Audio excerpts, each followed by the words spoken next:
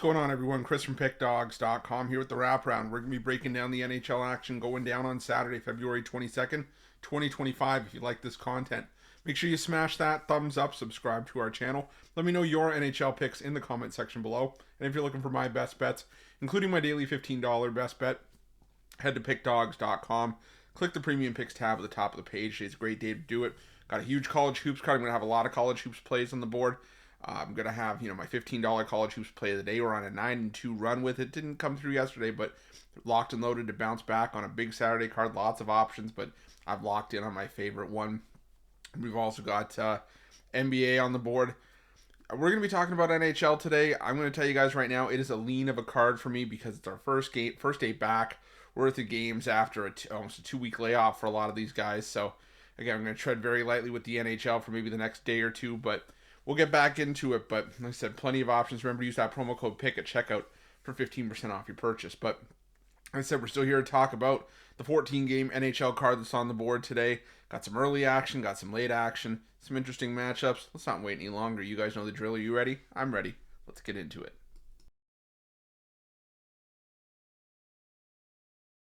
Our first game comes to us from the Little Caesars Arena, where the Detroit Red Wings take on the Minnesota Wild.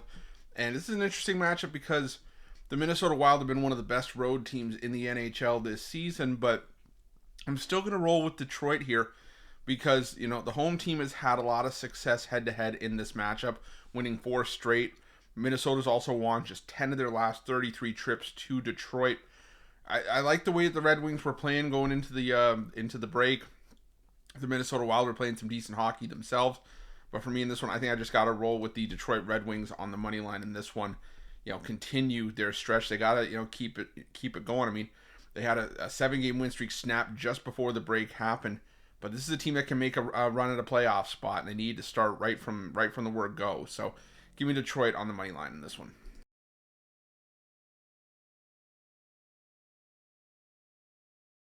Now we head to the Wells Fargo Center for this matchup between the Philadelphia Flyers and the Edmonton Oilers. And I wanted to get there with the Philadelphia Flyers because, the Edmonton Oilers, they got Connor McDavid back. McDavid scored the tournament deciding goal. Sometimes that can sort of, give you a bit of a hangover, feeling yourself a little bit. You get back and you fall short. But I think that's something that can spark McDavid. All of a sudden put him on a bit of like a torrid run where he just puts up like 10 points in a 3-game stretch or something like that. I think he carries that momentum over back into Edmonton or back to his team. And the Philadelphia Flyers, yeah, they got a win over Pittsburgh just before the break, but this was a team that was struggling. Maybe the break caught them at the right time, but I still think the Oilers are the better team. So I'm going to roll with the Oilers to win this one in regulation.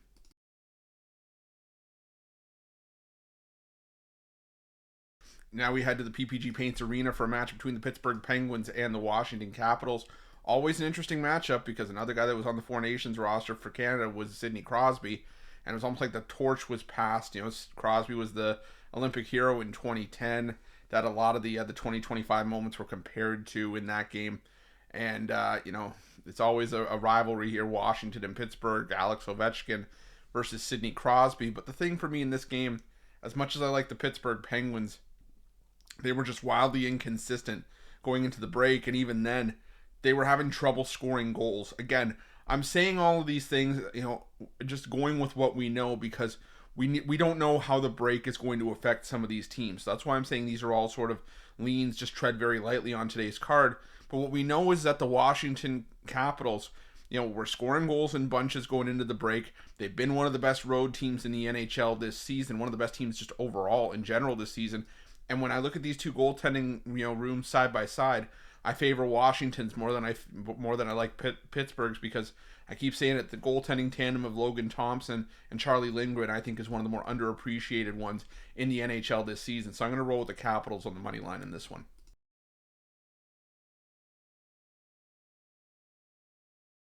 Now we go to the KeyBank Center for this matchup between the Buffalo Sabres and the New York Rangers.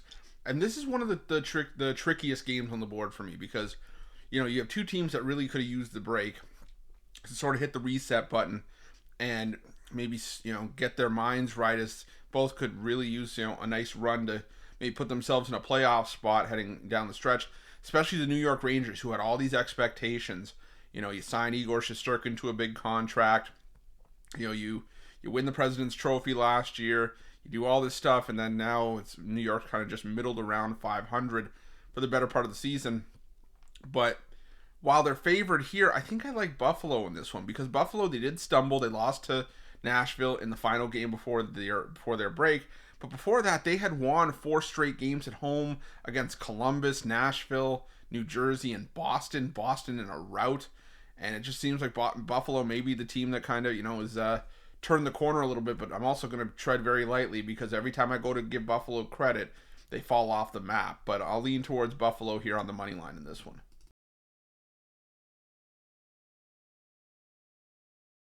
Now we head to the Prudential Center for a matchup between the New Jersey Devils and the Dallas Stars, and two teams this season that have by far been more dominant at home than on the road this season.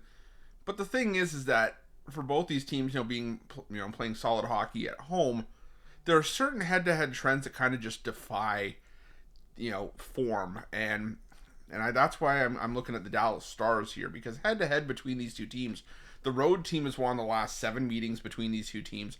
Dallas has won their last 4 trips into New Jersey, and I liked what I saw from Dallas going into the break. They were playing really solid hockey. They had won 6 of their final 8 games before the break, including 3 wins on the road, and they beat some solid teams there as well. They beat Vegas, they beat St. Louis, they took LA to a shootout, unfortunately lost there. They did blow out San Jose as well. And I just feel like, the Dallas Stars, I think, side by side are the better team. So I'm going to roll with the Dallas Stars on the money line in this one.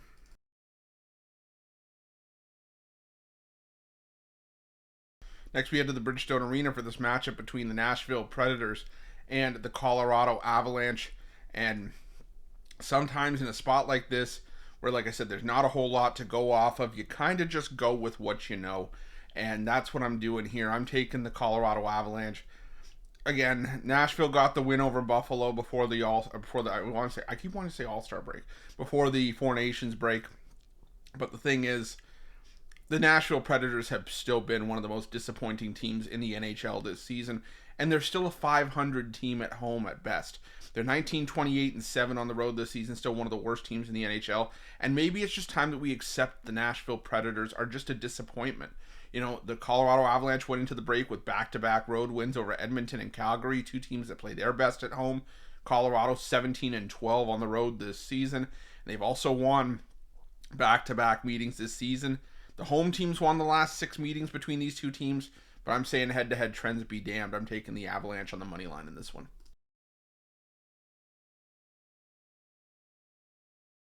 Now we head to Amerant Bank Arena, where the Florida Panthers take on the Seattle Kraken.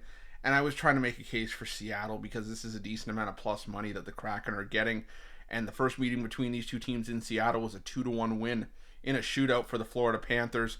But I got to go with Florida here on the puck line.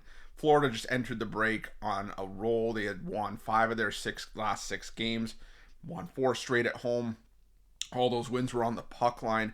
They had outscored the likes of Ottawa, the Islanders, Chicago, and LA by a combined score of 18-5, and just looked really dominant. The Seattle Kraken, on the other hand, they probably needed the break, but again, this is just not a great team right now. They got the win over Calgary in Calgary, but prior to that, they had lost 3 straight at home and 4 of 5. And I just feel like the Panthers are the better team by a fair margin here. So give me the Florida Panthers on the puck line in this one.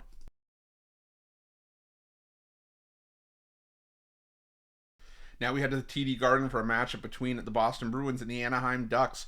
And, this is a spot where I think I'm going to take a shot on the dog here. As much as the Boston Bruins are the better team here, and historically they've had the recent number of the Anaheim Ducks, the fact of the matter is these two teams haven't played since October of 2023 at the very beginning of last season. And the Anaheim Ducks went into the break playing some great hockey. Maybe the Anaheim Ducks are going to be a team, and we see a couple of these where they didn't want the break to come because it kind of slowed whatever momentum they had. But going into the break, they had won 3 straight and 6 of 7. They beat Pittsburgh, Nashville, Seattle on the road, lost to Calgary, but beat Dallas and Montreal at home, went into LA, one of the toughest home environments for teams to go into and beat the Kings, and the Ducks did it. So the Ducks are playing some great hockey right now. I think it's worth a shot taking them on the puck line plus 1.5. and sprinkle a little bit on the money line as well for the Ducks.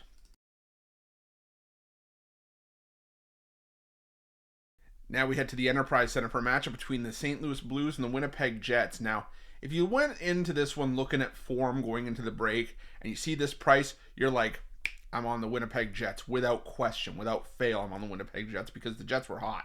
They won 8 straight going into the break. They had scored 4 or more goals in 6 of the 8 games. The defense was outstanding.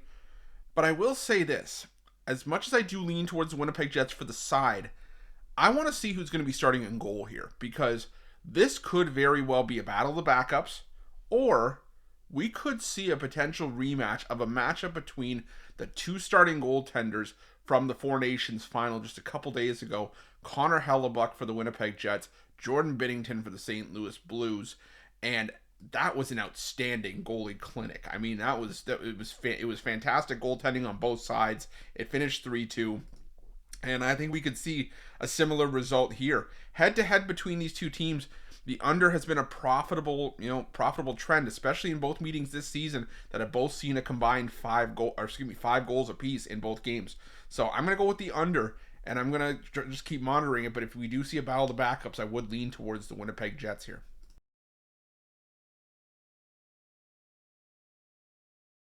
Now we head to the Canadian Tire Center for a matchup between the Ottawa Senators and the Montreal Canadiens, an all-Canadian matchup here. And, these are two teams that I think are interesting teams that you have to keep an eye out for when it comes to watching hockey down the stretch to see if maybe these two teams can crack the playoff field and get back to the postseason. But when you look at this matchup specifically, it's been one-sided in favor of the Ottawa Senators. The favorite 10-1 in the last 11 meetings between these two teams. Ottawa 9-1 in the last 10 meetings overall, 5-0 in the last 5 meetings in Ottawa. And the thing about Montreal is they went on a nice run, to get themselves in the conversation, but then going into the Four Nations break, it just went back to looking like the Montreal of old, where they had lost 8 of 9, and of those 8 losses, the Montreal Canadiens allowed 4 goals or more in 7 of the 8 losses. I think just Ottawa was playing the better hockey going into the break, even though it wasn't by much because they did lose their last 3 games, but they were all on the road. Ottawa's been a much better team at home this season, 16-7-2. They had won 4 straight home games. I'm going to take the Senators to win this one in regulation. You can maybe even take the money line. The price has dropped to something more reasonable, around -150, -155. I was seeing it around -175 in some places, which is why I recommended the regulation play, but I think the Senators on the money line around -150 is still a great price.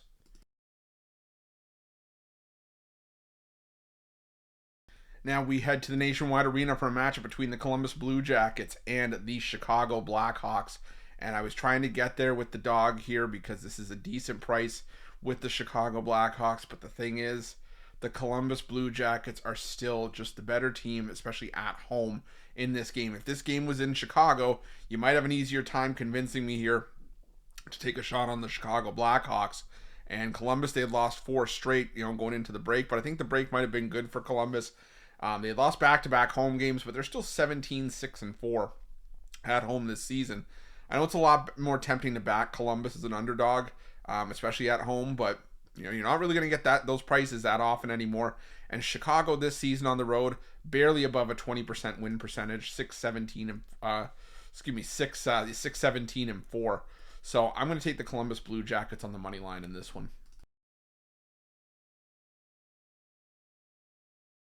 Now we head to Scotiabank Arena for a matchup between the Toronto Maple Leafs and the Carolina Hurricanes.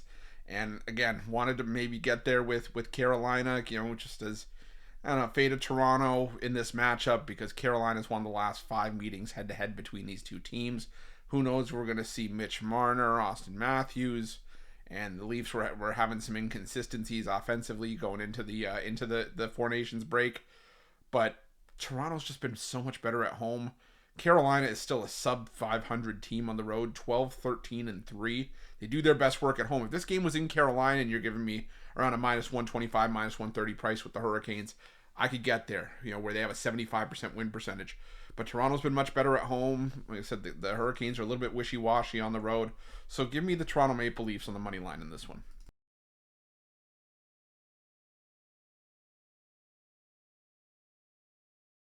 Now we go to the Crypto.com arena where the Los Angeles Kings take on the Utah Hockey Club, and another interesting spot because you're getting a decent plus money price with a Utah team that's done their best work on the road this season. They're a game above 500 away from home, and entering the break, they beat two solid home teams in Washington and Columbus. But now you're going into LA against a Kings team that is playing some of their best hockey at home as well this season.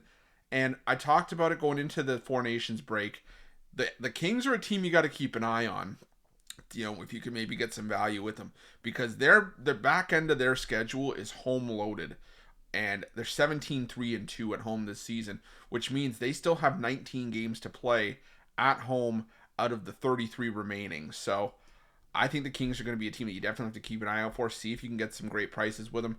Here, we're not getting the greatest price. Maybe you take the Kings in regulation if you want, but I'll take the Kings on the money line. I think that Utah, they played five extra time games in their final 7 going into the break. And the first meeting between these two teams was a 1-goal game, so it wouldn't surprise me if we did see a close game here. But I'm going to take the Kings on the money line in this one. I think they get the job done.